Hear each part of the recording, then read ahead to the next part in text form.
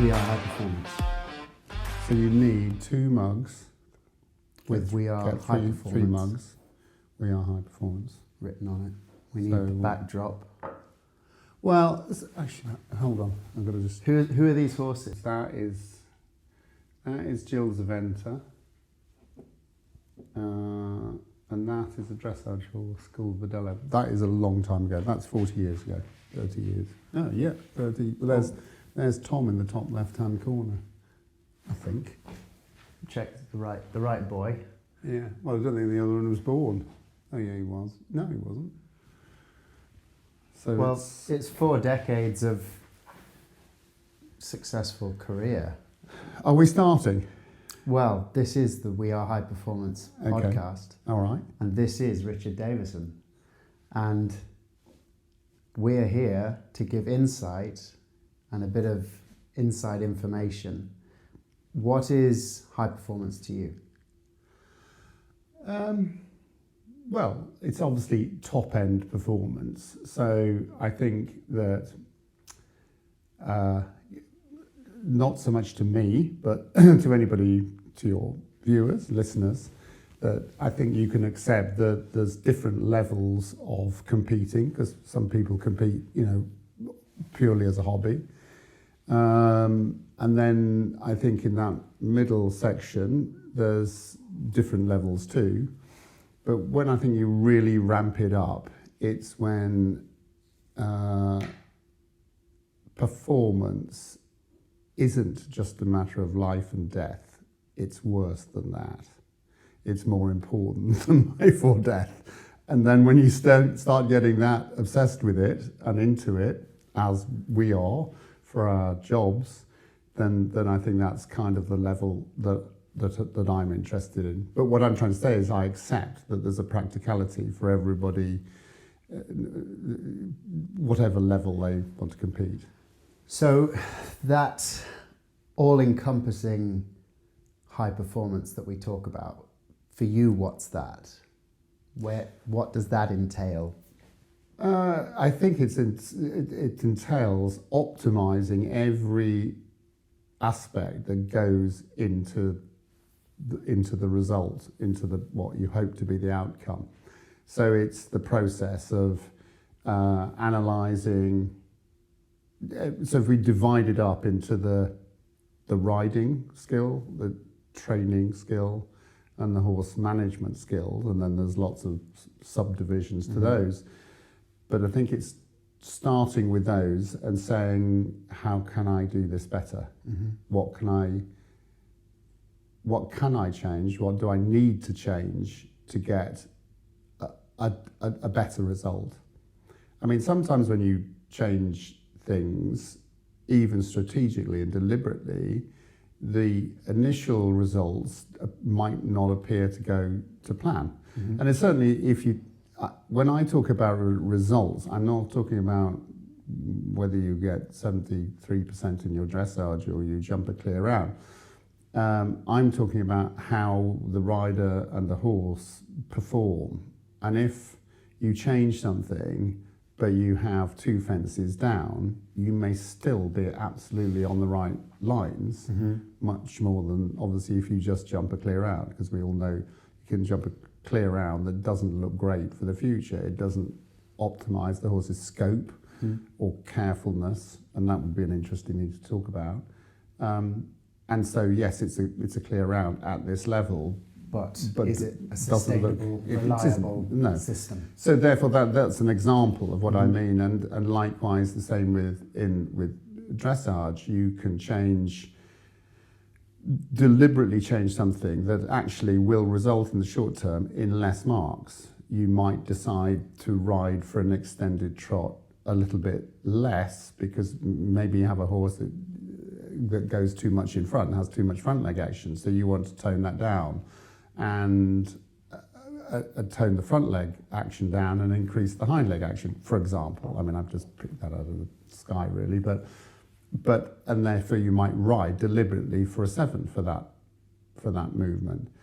And also with dressage, you're also thinking about the conditions that you're going to be competing if the horse progresses and you progress, are going to be very different to the sort of every week or every month type of competition. So you have to build in for that. And so it's a strategic thing. That's what it's all about. So those are what I'm talking about, the results in actual performance. That you hear of golfers changing their swing, and they spend hours and hours. Tennis and players hours. the same. Yeah, they're changing their serve. As riders, there might be parts of your test or your jumping round that are explosive and phenomenal, but if that creates a rocky system that you may or may not hit it, that surely doesn't lend well into being part of a team at an Olympics, where it may or may not go well. You would much prefer having everything more reliable. So therefore you sacrifice the 10 extension for a 7, but the rest of the marks around it can build solidly. Yes, absolutely. But I think it's building step by step over a period of time. So so just going back to that, the actual competition results may look worse in the short term, but you're building for a much more impressive result. And so you might decide, with what people call hot horses, very reactive horses, that means, that you're going to ride for the next 3 or 4 competitions with your foot halfway on the pedal. And so, that's not going to keep you up high in the placings, but you're doing that to lay the foundations, especially if you've got confidence that that particular horse has the scope and ability to make the top level. And obviously jumpers are very used to it. You even with a top horse, your first class of a 3-4 day show you might be just schooling round. And so to the onlooker, they might think, well, why are they going slowly? Or, why aren't they riding with more tempo? Or why are they getting time faults? But to that rider, that's what needs to be done to reap the rewards later. And that's what I mean high performance. And it's being brave enough to make the changes. And holding your nerve along that line. Of course, it's not all that easy, because if a professional has owners, the owners have got to understand what you're up to. Why do you keep getting time faults? And that's that, and then you have to discuss it, and everybody has to understand and buy into it, because it is obviously working for the long term. But high performance is a long-term project. It absolutely is. You might be lucky and get a bit of short-term success, but as I said, what you need to do is think, well, okay, that looks promising for us, but we've got to strip it down and now think about how we're going to make all of those different areas that I mentioned about how they're going to be stronger.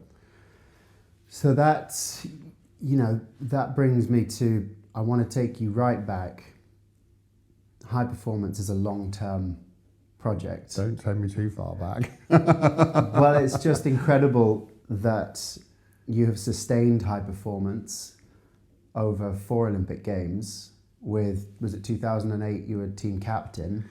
So that's 5 Olympic Games in a row where you're instrumental to the success of the teams.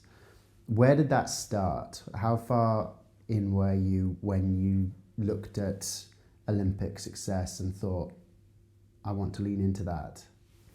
Quite late, and I'm thrilled it did. As a child, I thought the Olympics were quite boring, because you've got to imagine a very long time ago, black and white TV, snowy, fuzzy, and as you know, the opening ceremonies of Olympic Games are mind-crushingly long, and when you're watching on a TV and you don't really understand what's going on, very boring. and they're normally late at night, when as a child you should be going to bed. So I was not fired up by the Olympics or any competition at all, and I'm absolutely thrilled about that, because I rode my ponies because I loved riding my ponies. And now I've gone a full circle, and it's no secret, next year's going to be the big 7-0. I still ride my horse because I like riding my horses and training my horses. And so I've never actually been driven by the competition. And not only am I very thankful for that, but I think that's why I have been able to keep going for a long time. And obviously I can pick and choose my competitions now. But I think it means that you can look at the best training, the most optimal training, and the speed of training and the speed that the horse learns, on an individual basis. So it's not geared around my ambitions. Mm-hmm. It's taking a horse and saying, right, how do we develop you? How fast can you go? Or how slow do you need to go? Because at the end of the day, we want to get there, and it doesn't matter how long it takes. We're going to follow the horse's program. And so it's very horse-driven and horse-interested, not about winning medals or rosettes or all the rest of it. But then, how about you? What would you think, how has throughout, being so involved in 5 Olympic Games, throughout World Championships, European Championships, medals, how has your performance and the way you've thought about that evolved or changed, or how has it, how or has it stayed consistent? No, well, I hope not, because I want to get better. I enjoy getting better, and that's what it's all about. But although in that perhaps oversimplistic way, saying, I started riding my ponies because I liked it and I'm interested in them, and that's what I'm still doing now.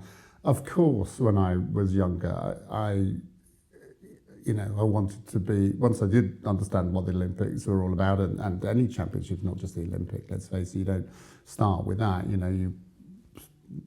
You first of all get on a Nations Cup team, and you should be very proud when you've done that. So there's all sorts of steps towards that. And of course I was incredibly ambitious, and from where I'm looking now in I don't know, the last 15 years or so, 20 years, is very different to when I was, in my 20s and wanted to be the world champion, and that was all that mattered, because actually as you go older you realise there's always world championships, there's always Olympic medalists, so what? There'll be another lot. I can't even remember some of them, and I only remember the people that I think have got real values and values in life, and I really admire them as people. And some of them happen to be Olympic medalists, and some of them don't. And so that's how I have started to look through what are these championships and what are all these things all about. So yes, of course, as I said, when I was in my 20s and 30s, then yes, that was important, and then actually realised that there are other things that are important, and I absolutely, thank God I did realise that, because then you actually enjoy horses and enjoy what you do for the right reasons, and get so much satisfaction. Funnily enough, not from all the competition things. Yes, they're all lovely, and we all ride on those. We want to cheer ourselves up, but actually the enjoyment comes, from training horses on an everyday basis. When they make their first flying change, and I'm still absolutely marvelled when they do things like that, like I was 40 odd years ago, 50 years ago perhaps. Would you say then it's a key to your success is you've probably heard it, celebrating the little wins and finding the enjoyment in the journey rather than the destination? Yeah, absolutely. That's me enjoying the journey, and so that's why when people ask me, how do I keep going so long, because I really love the journey, and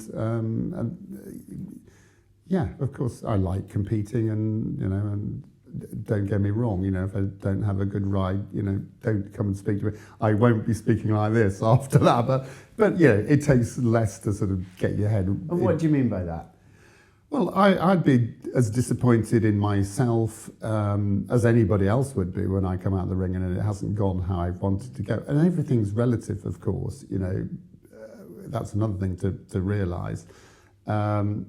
It doesn't matter where you rank in the class or your results of that. If you've got a really good horse and is been going well and then doesn't even finish in the top 10 when you try to. I'm not talking about when you're training and schooling and all the rest of it. Then of course it's disappointing. But what I've found is once you get over that, have a look at your video, see what's gone right.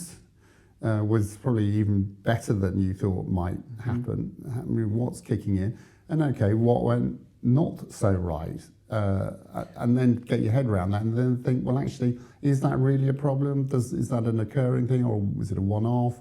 What am I going to do about it? And make a plan. And so I make the plan probably 20 minutes after I've got out of the saddle. Yeah. It doesn't take too long to get over that disappointment. Have you got any... There must be something that you can think of. Tell me a bit of a story about when that was the case for you, a big disappointment, and how did you then negotiate and change and use that philosophy to make that new plan, and what was the end result? Can you think of anything that really stands out?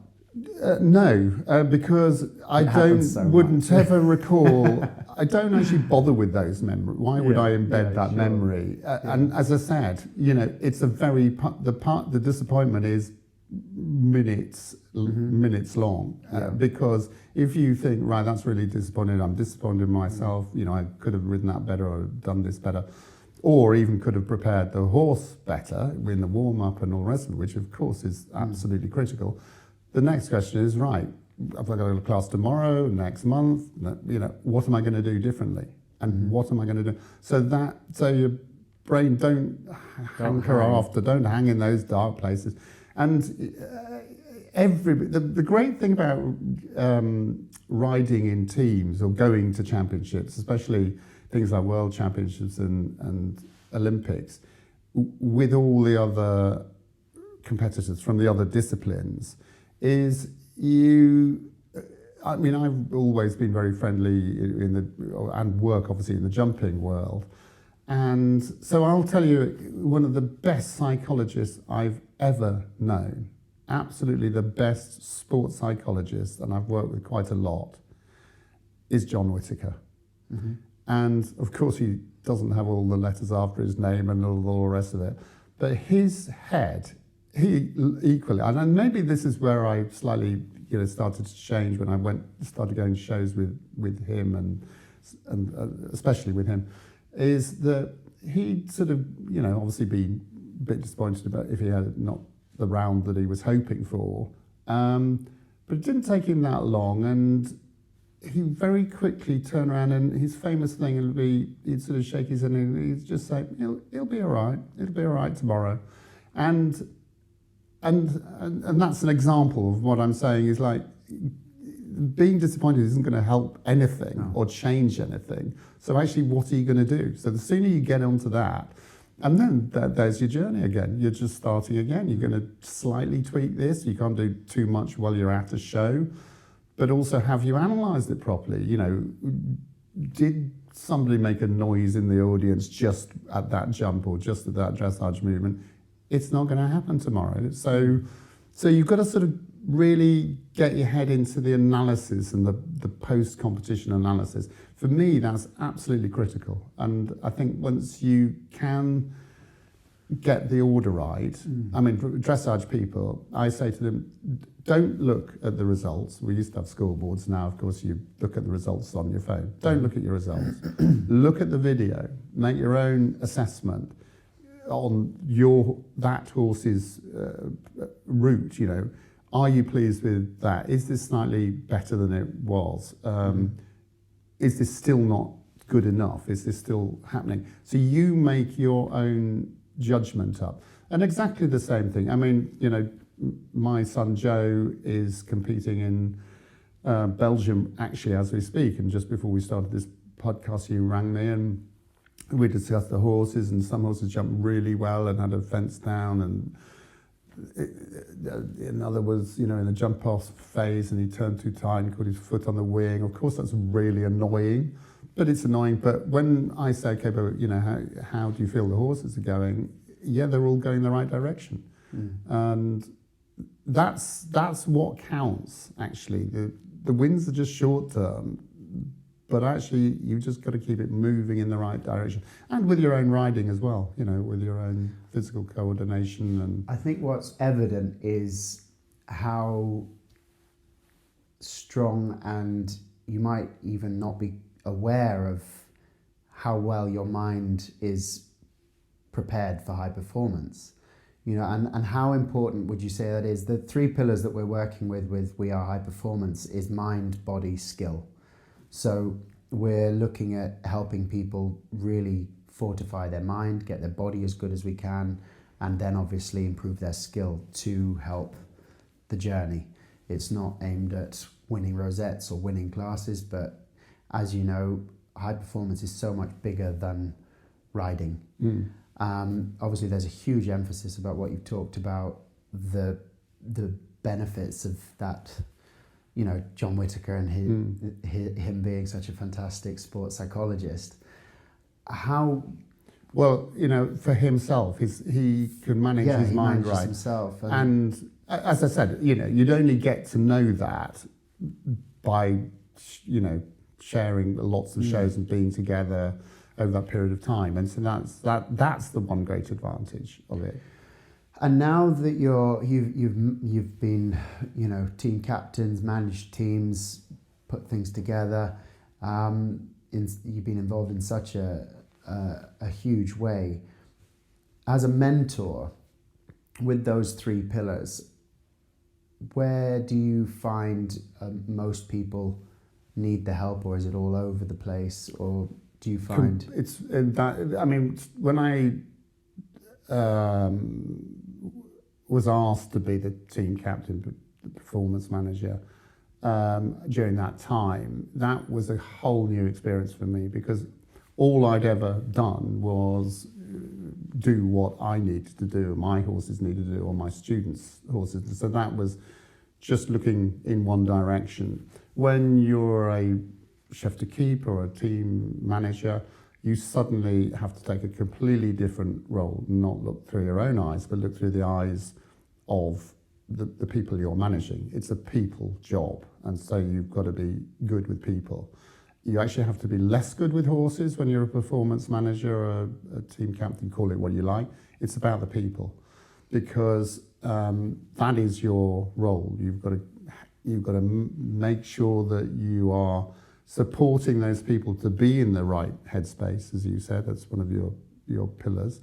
And then make sure that all the other people, supporting people that are necessary, the physio, human physio, horse physio, farrier vet, doctor, all of it, are in the right place and behave in the right way for that individual person. Mm-hmm.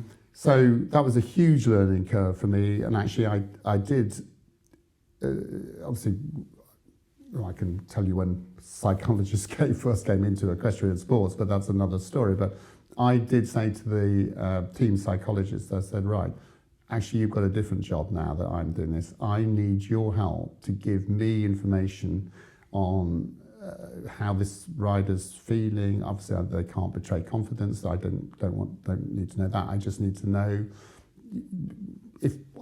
what I need to know, and they could filter it. And I said, I don't want to just know about the rider. I want to know about the grooms, especially when you're away at long championships and everybody's pushed together. And so I want to know the grooms. I want to know about the owners, everybody. So it's all about people, and then you really learn fast. Well, I had to learn fast about that. It's a completely different focus. Horse-wise, everybody has their own trainer, or if they don't, obviously you can arrange that. But I didn't have to use much of my experience as a competition rider while I was doing that job. But boy, did I have to learn a lot of skills about people. And they're all different, absolutely different. And I'd say the one thing which might be quite interesting for your viewers is the one thing they have in common is that before, again, I'm only quoting the Olympics or World Championships because that's when the pressure's really on. Before they get on and in those stables, you can feel the nerves. So when you're competing on your own, you think it's just you that's feeling, oh, why am I doing this? There must be something easier to do. Why did I even want to come to this competition? All this stuff. And there's rattling around in your own head. And you don't really have those, or didn't used to. Now, through this podcast, of course, people are talking about this a lot more, and psychology has come into sports. But in the early days, we used to think, oh, that's just me. Look, this one looks so calm and confident, and wouldn't be thinking that. And of course, now we all realise that those common doubts are absolutely common to the best riders in the world. So, for instance, when we're managing team competitions, we explain to owners and other riders that prior to a rider competing, or certain people, depends what day they're competing, the stables are not for laughing and joking. After the opening and the first few days when we get into the competition, the stables are a working office. And so, go and have a cup of coffee somewhere else. Don't come into the stables and laugh and joke like we did before we started. Mm-hmm. So we clear it out so the grooms can really focus and concentrate on preparing the horses, because their performance, everybody's performance is critical. And then obviously the riders are allowed their time. And that's where, being a performance manager, you witness that and you feel it. And some like to talk, some like to be quiet. They all want to express that and deal with those, cope with those nerves. But the other thing that they all have in common is once their backside hits the saddle, they don't even notice whether there's 60,000 people watching, whether it's raining, whether it's not raining. The bubble. It's the bubble. And the zone, call it whatever you want.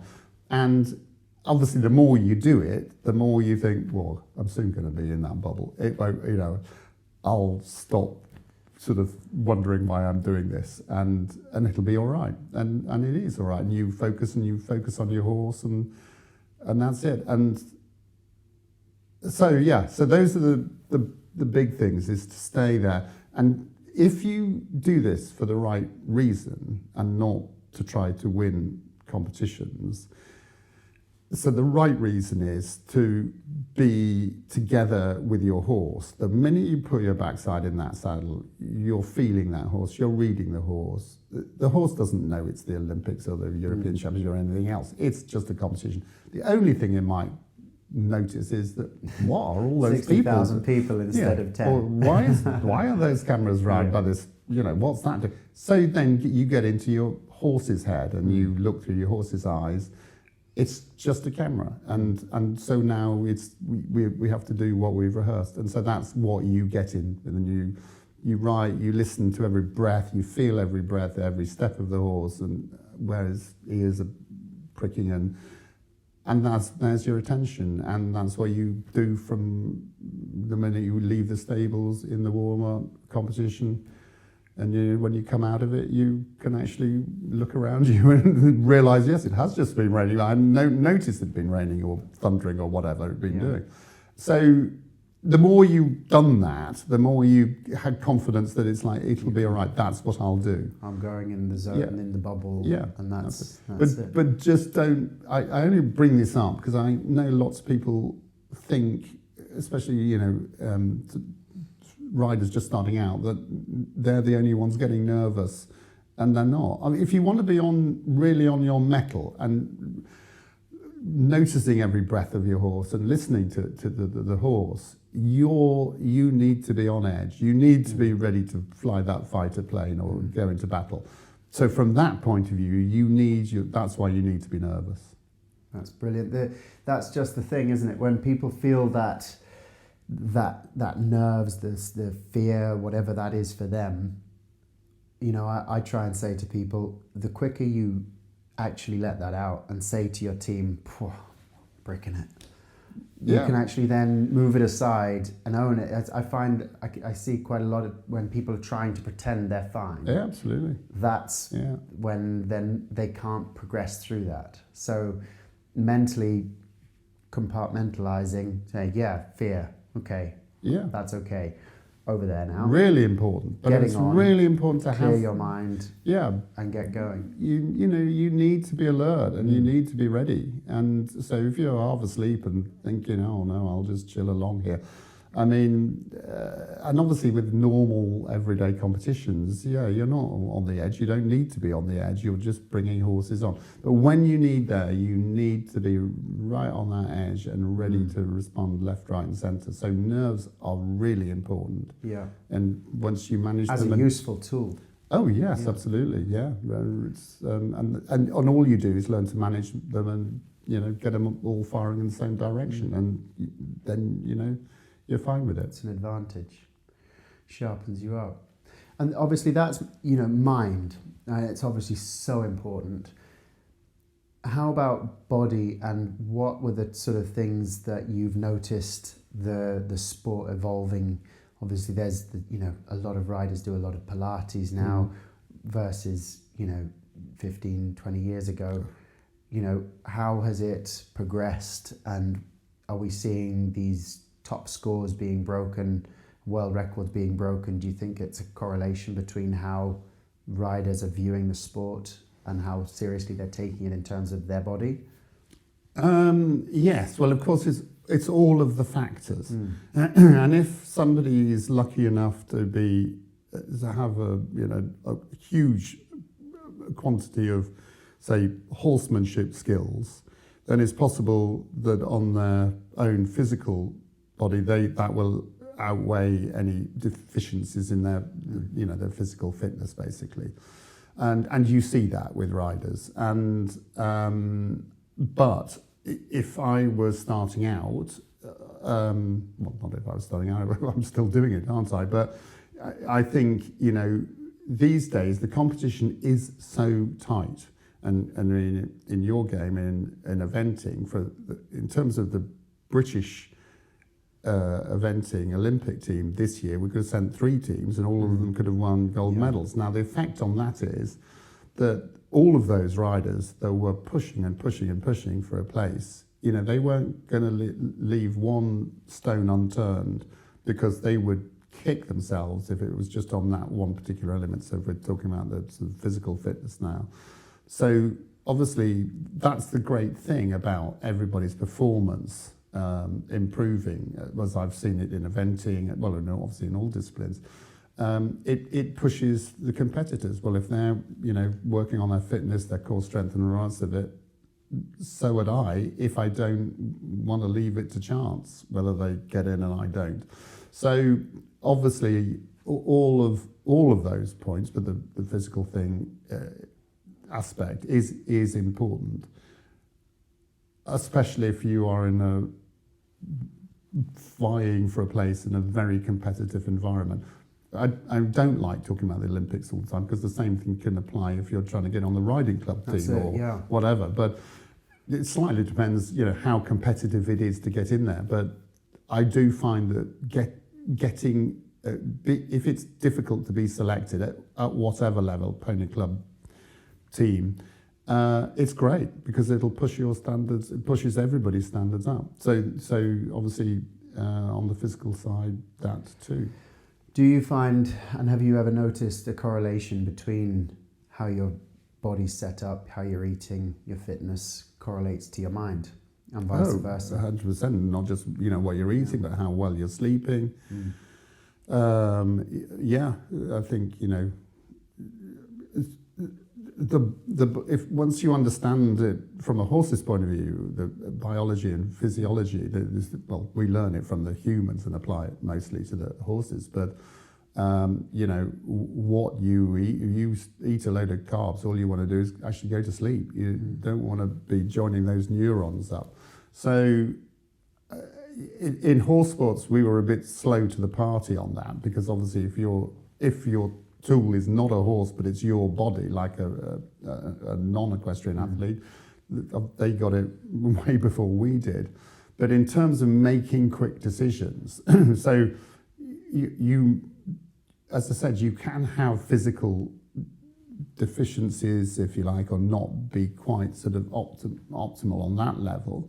But if your mind is really sharp, and it needs to be sharp because you've got to be reading that horse, what the horse is looking at, what it's just heard, what the noise is, how it's going to affect, whether you're going to go to that jump or not go, or whatever, then your brain has got to be really sharp. And I think a lot of people actually maybe focus solely on the physical muscle development or cardiovascular, but not so much on the neurons. And the neurons are everything in a human and a horse. And so, if you want to know about John Whittaker, don't be fooled that he might not be the most erudite or articulate, but boy, his brain is on it. His neurons on the jumps on the horse are firing. And that's why he's so successful, and lots of other people too. And would you say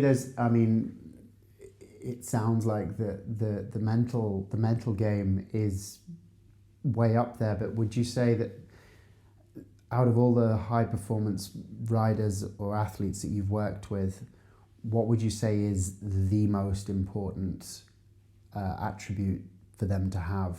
The mental game. Mental game. Same with the horse. Yeah. Mental game. Yeah. Every time. To give you examples, I've, for sort of celebrity type things, I've taken, I'm not going to mention any names, but very successful athletes that can hardly ride, or done a little bit of riding. And then, for an interview or a magazine or whatever, it's like, can I teach them dressage?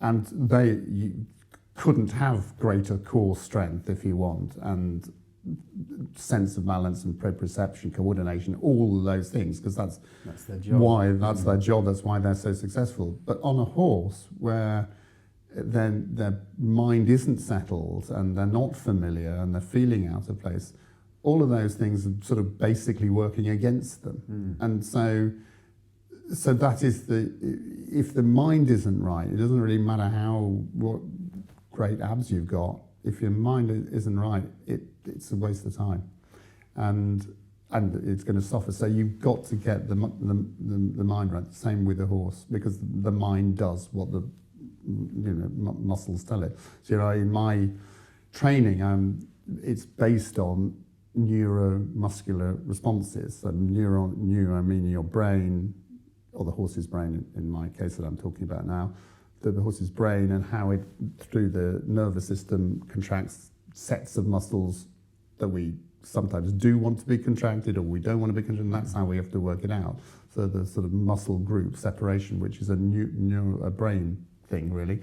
And obviously the same applies to humans. I learned that from human physiology. So, and obviously just sort of reconciled it over to horses. So the brain, yeah, absolutely. Amazing.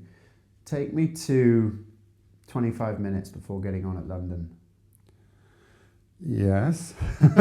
Well, yes. The mind game. Where were you? How was it? Well, I am one of those people that when I actually don't like sitting in the stables. I have my routine. I screech up deliberately quite late, enough to literally put my boots on, my spurs on, my hat, and check my tack. Now, I've been able to do that because I've had two in all of my career, I think, maybe three, I'm forgetting now, fantastic competition grooms, that absolutely been with me for a long time, know me inside out, know my routine, know what they've got to do. I believe in delegation, and they have to prepare the horse, and we talk about it. It's not that I leave everything to them, but we talk about it, and so they know that's my routine. I'm not going to be sitting around there either pretending I'm not nervous or yakking on. So I'm actually, a little bit further than 25 minutes away. I don't know quite where I was, but I wouldn't have been in the stables. I would have been somewhere else. London we were quite close, but not that close. I'd be out on maybe in the warm-up arena with somebody, chatting to somebody. I mean, obviously I'm chatting, but this is all going on in my head because, I felt a big responsibility to the owner of the horse that I rode in London, Lady Derby, who bought that, horse kind of with London in mind. So it's very easy to say that, but getting horses to the Olympics, as you know, there's no guarantee. So obviously I wanted to do the best I could for her and for her support. So I actually can't really remember I don't really remember each competition, but that is my routine. I'm the one that other people will be saying, "Where's Richard?" The grooms will be like, "Don't worry, he'll be here." Yeah. And I time it down and literally, boots on, spurs on, hat on. I'll check the tack, always move my saddle forward, even though it doesn't need to be, well, when I say forward, I mean, I think I move it forward, but then I move it back into the same place that it was. And obviously because I've had some fantastic grooms, they know that that's what I'm doing. It's not a criticism. It's not a criticism, I just got to do it. And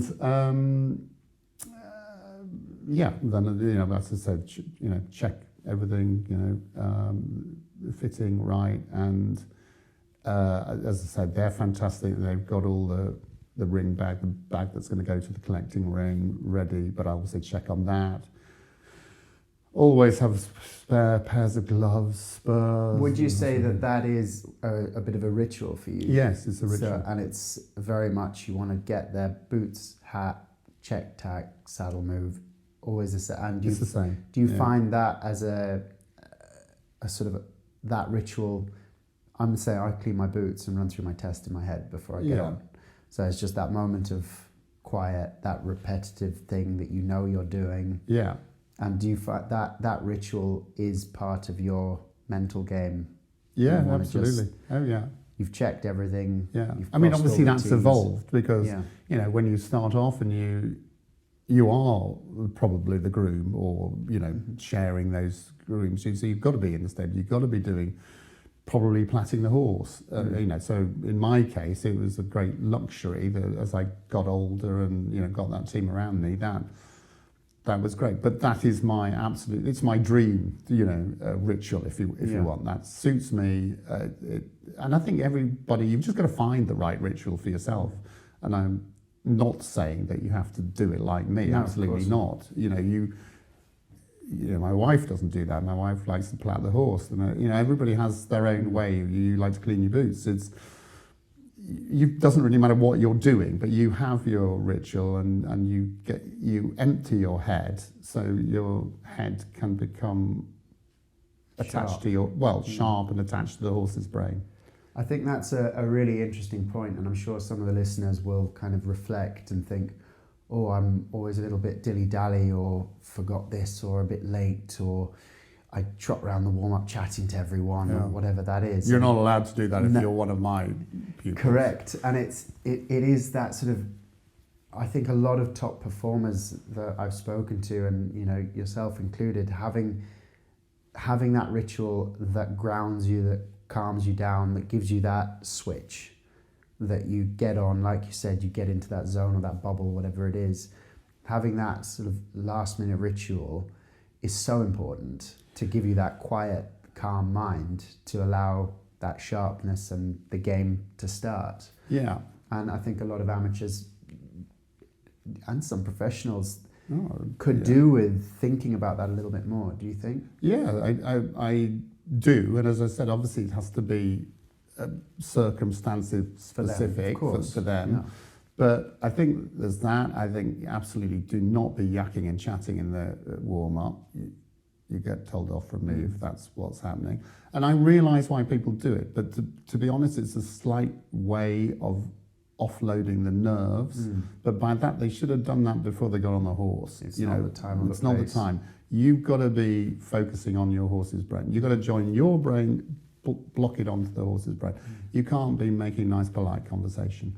And I know that can go a little bit over the top sometimes when people are going through this learning phase. You know, they are literally never look left or right because they don't want to have to chat or whatever.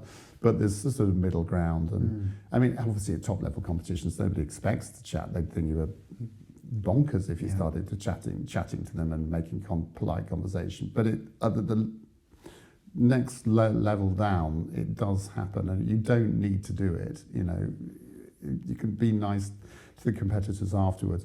But the other bit of advice I'd say is, make a plan about how you're going to analyse and move forward. But my goodness me, if you're not careful, you can get 400 bits of advice all telling you to go in different directions.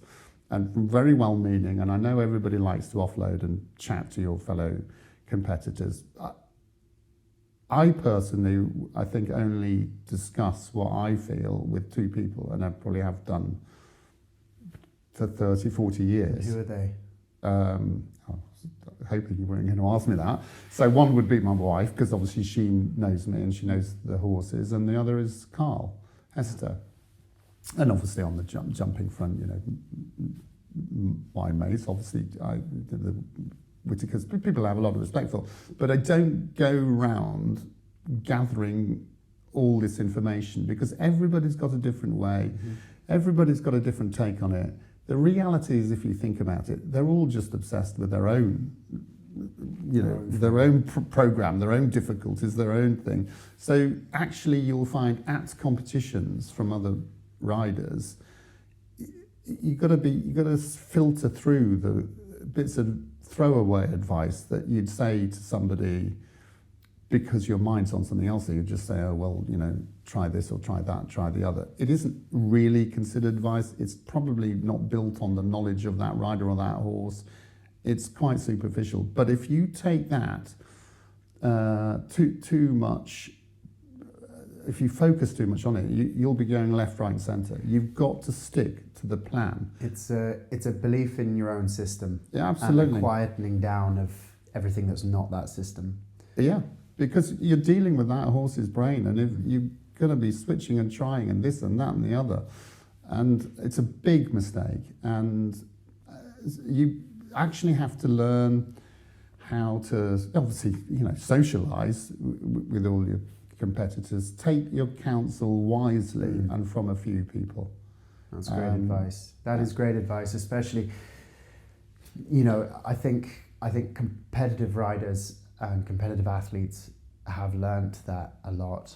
It takes a while to learn that. Yeah, it does. Well, it takes a while to learn all these things, actually. And, you know, there's so many times I know personally where I went with a plan. I knew my horse, for instance, walking a cross-country course. I knew what I thought about a question depending on what I was riding and how things had been going. And I've changed that plan due to chatting about it for too much.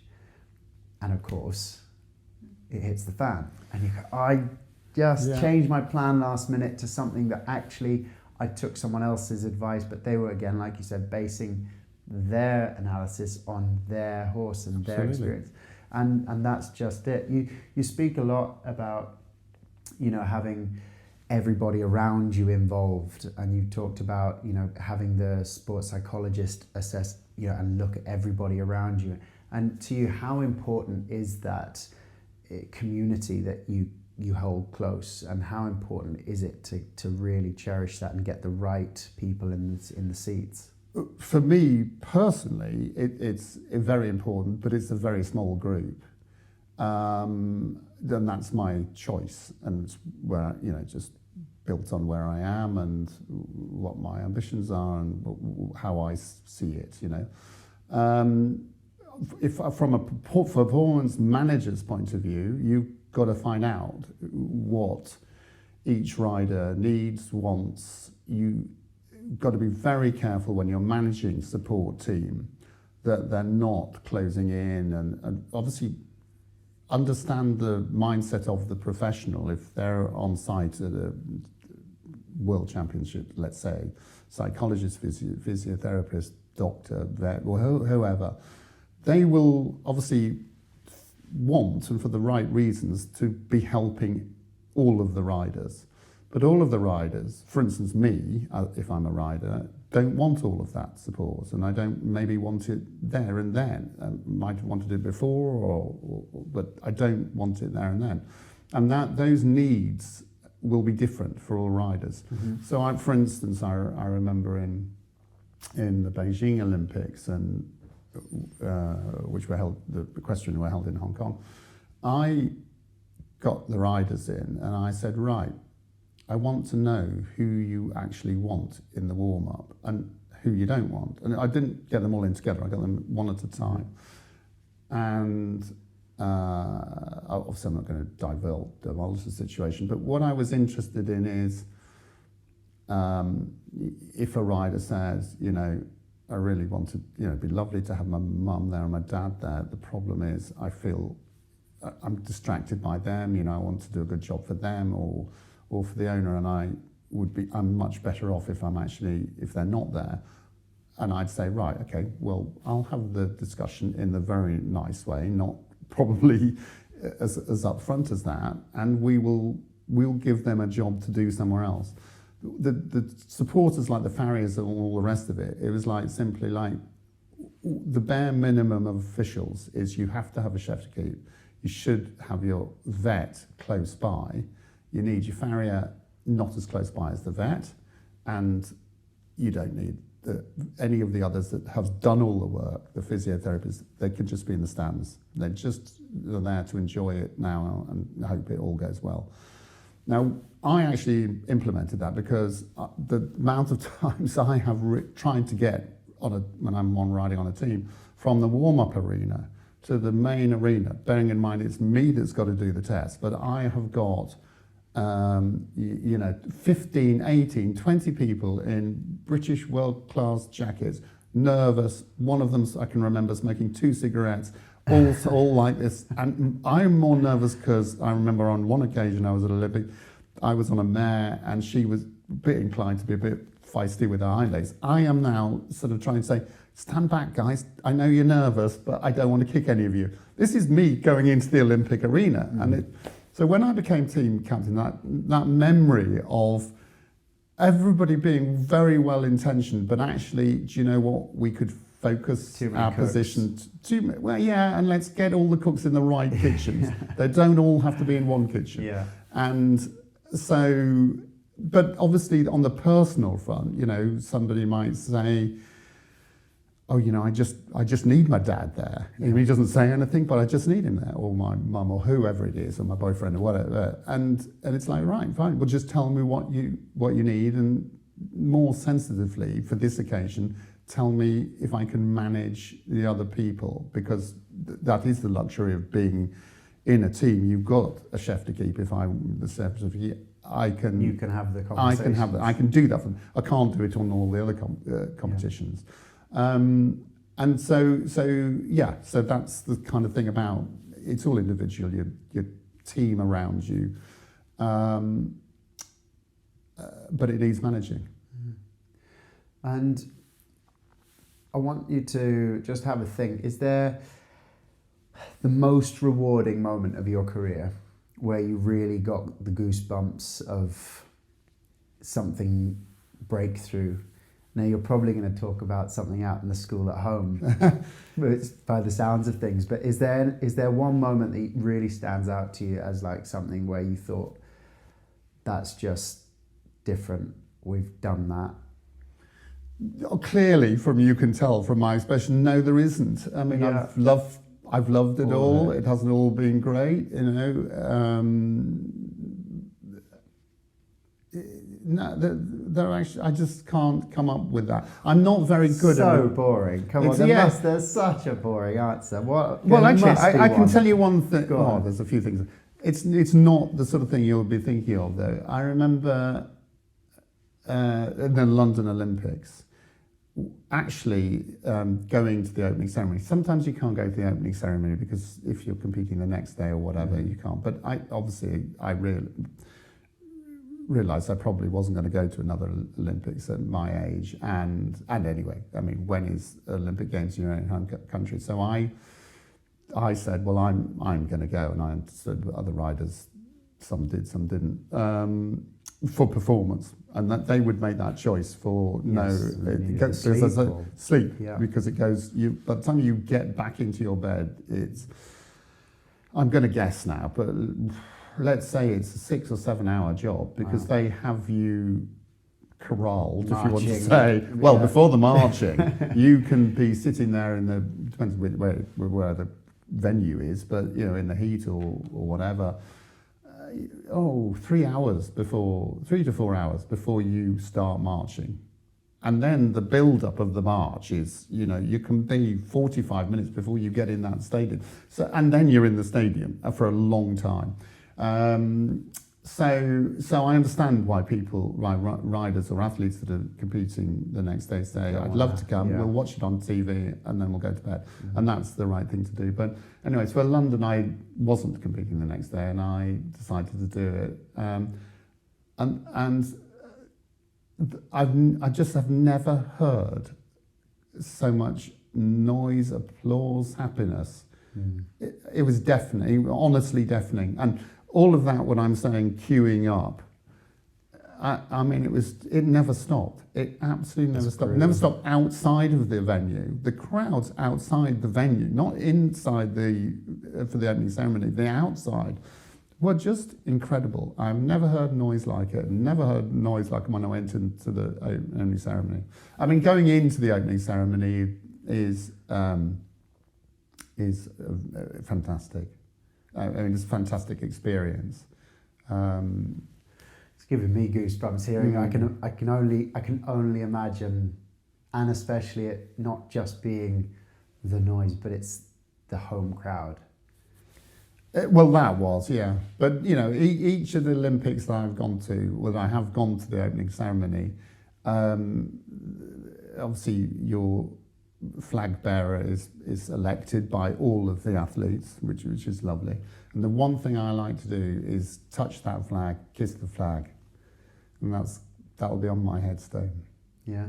Kiss the flag. Yeah. Amazing. It's like going to battle. Yeah. But you're not on a horse. No, but it's a ancient, primal, beautiful thing, and it standard bearer. Yeah, but I mean, going back to getting your mind right, before every Olympics, there's so much hype. Everybody gets so excited. There's demonstrations of PowerPoints. Here's the horse park. Here's the venue. Here's this. Here's that. You'll go on this coach. You'll get there. And I get all that. But what you actually learn to do is, yes, enjoy that for your first time. But actually, as it comes round, I keep telling everybody, do you know what? All those riders and athletes that you're giving these presentations to, what's going on in their head is, yes, that's lovely, but I don't know that I'm going to get selected. I'm going to concentrate on being selected. And then I know I know where the venue is. It's not going to change. You're going to organise all the transport for me. It's going to be lovely. My job is to concentrate on the season building up. And actually, when you see the first timers who are absolutely lapping all this up, you think, I hope you don't get, the reason I mention this is because I think, kissing the flag and all of that stuff is such a privilege, and you walk over the top and you see this amazing thing, but that's job done. That's it. Now you've got to get back in those stables, forget about all that hype, forget about all that emotion and love. Is that again one of your little ceremonies that you build, and after you kiss that flag, then that's it, you're now zeroed in? And for that night it's fine. Yeah. But then the next step, the horse has no idea. The horse has no clue what we're doing, why, is it important, not important. what's the difference between if we go and do a demonstration somewhere? I mean, it just doesn't know. It doesn't know what a competition is. Doesn't know what a judge is sitting. Who is that person sitting in that box? Or it has no clue. So it has no idea about this. So when people talk about managing all your hype, for talking about Olympics, but it could be the same for Pony Club Championships or anything. Just enjoy it, but then forget about it and just think, what does my horse know? Nothing. It just knows it's a competition, and there may be strange things there. There may not be strange things there that it sees. Because it doesn't see any of the thing, out the back there, or all the stuff the public come in through those entrances. It just, we hope, sees the normal sort of environment for a horse. So that's where you've got to, absolutely, it's chalk and cheese, and not be, if you're sucked in by the hype, it doesn't help performance. It's obvious, even though you don't get sucked in and you treat it like chalk and cheese and you have your little rituals, it obviously meant a great deal to you. I could see it's special, and I think there is a part of it that you wouldn't get there if you didn't want to, and obviously it means so much when you do. Yeah. The moment. How much do you allow yourself to cherish that?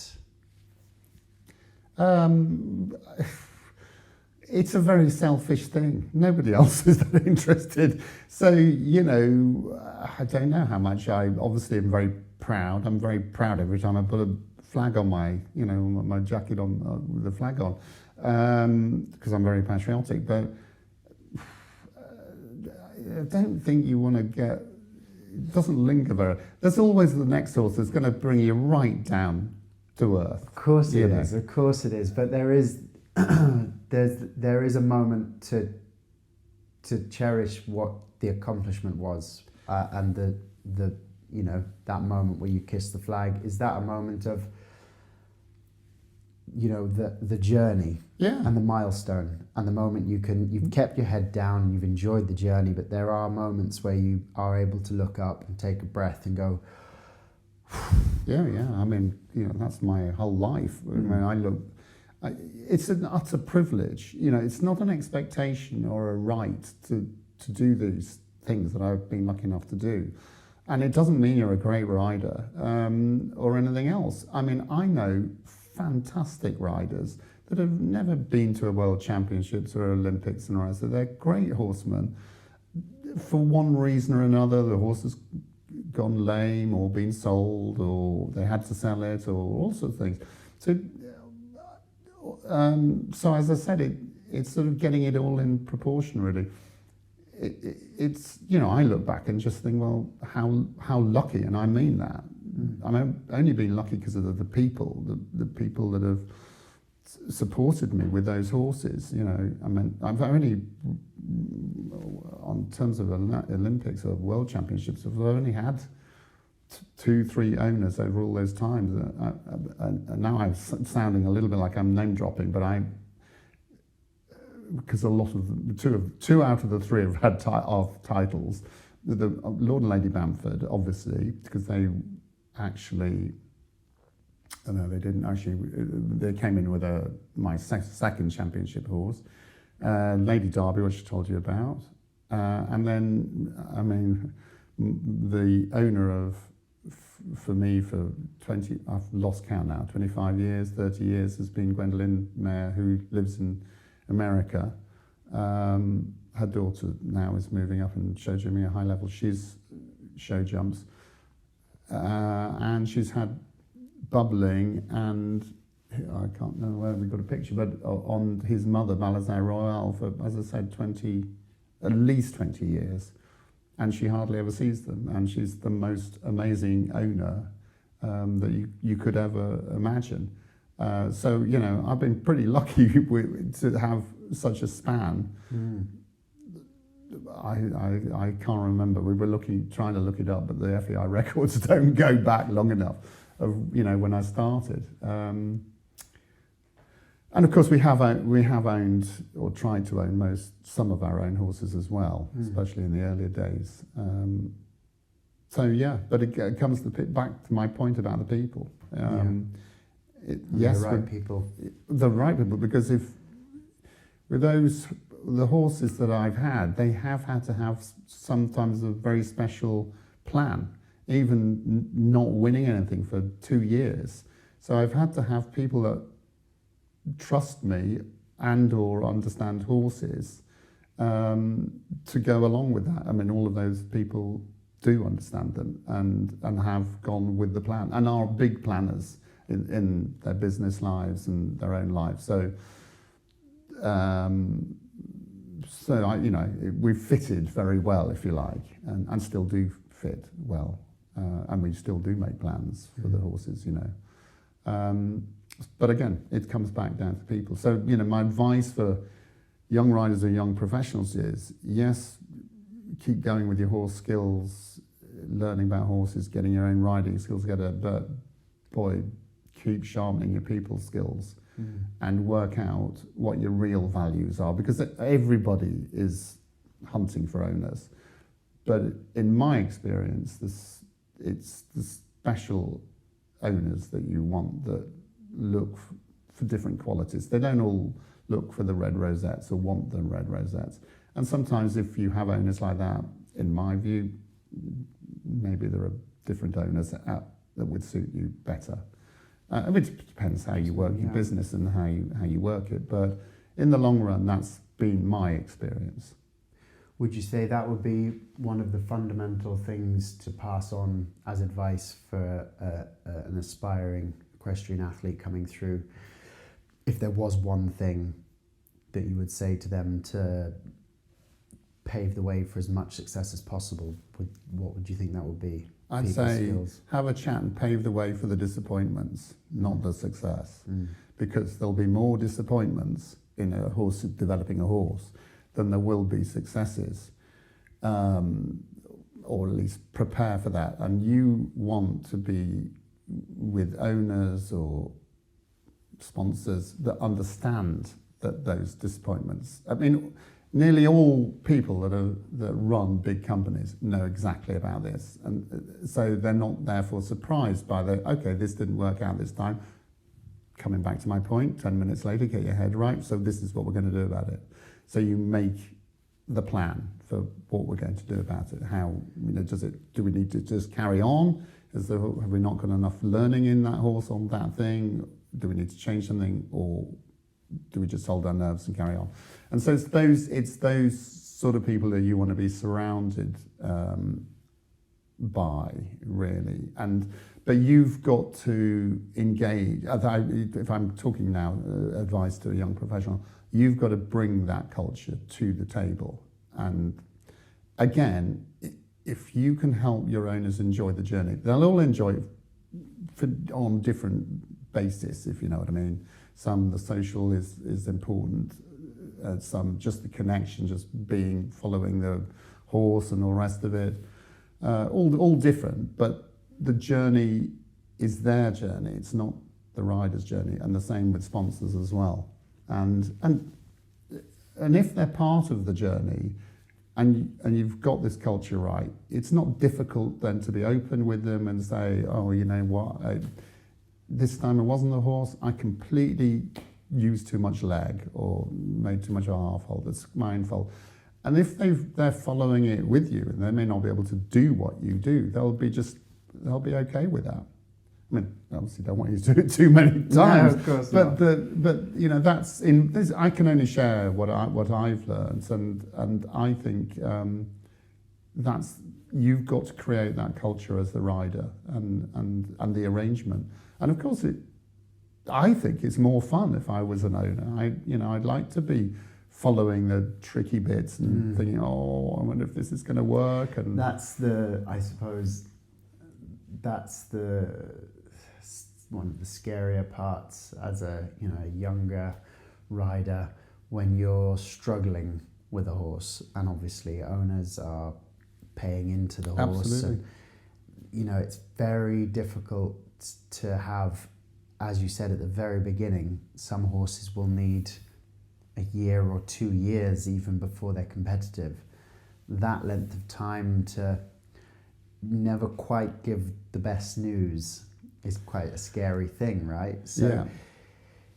I suppose that then brings you back to where you are now, is having the right people on the team that, you know, are okay with that and can see your vision for that horse. So is that partly great communication? What is great? We're working on communication all the time, trying to be better at it and working out what. It's a bit like working the horse's brain and how is the best way to communicate with this person. But it's quite interesting because, you know, in the last, 15 odd years, I've interacted, not obviously just with my own owners, but riders have brought me in to sort of bridge and explain a little bit, I suppose, to give credit to them that it is going to work if they continue on this line. So I've had this conversation and obviously before Paris, and helping with the eventing squad, talking to owners there. They're not my owners, they're the owners of the riders. And again, I would say at a top level, the one thing they all have in common, and some of them are owners of riders of multiple horses, so they know or they don't know whether the rider is going to elect or their horse is going to be selected. But the one thing I can say is all of them are part of that journey.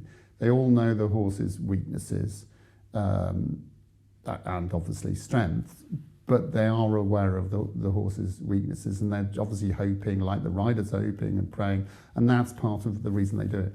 They're not thinking their horses are perfect and without any weakness and therefore going to be very surprised if they don't get selected.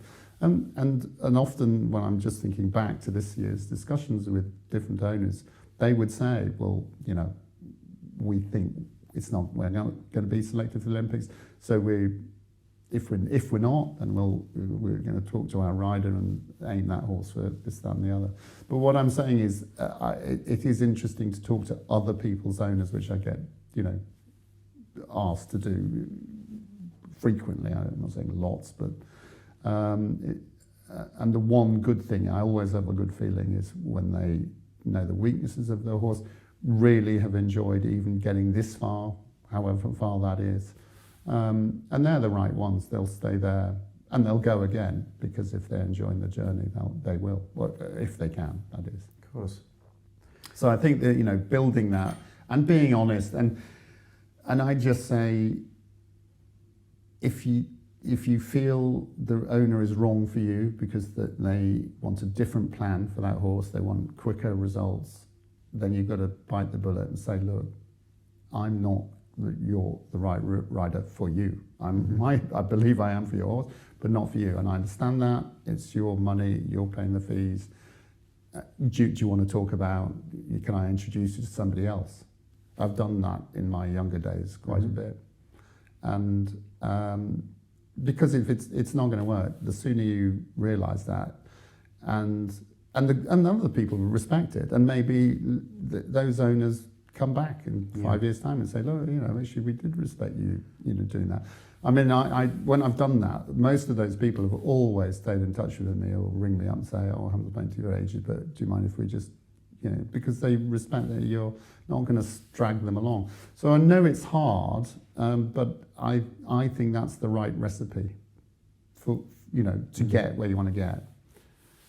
Fantastic. Well, Richard, thank you so much for your time to do this, and there's been some really fascinating points, and there's actually been a great theme throughout, and I think that's going to be quite obvious. And I just want to say thank you. It's been brilliant. Well, not at all. I mean, I can yak on for ages, but I hope whoever started to listen hasn't fallen asleep. But if they are, I hope they've had a good sleep. Well, this is We Are High Performance, and this podcast is going to be out on YouTube, Spotify, and wherever you watch your podcasts. So any questions, leave it in the comments, and we will see you next time. Take it easy.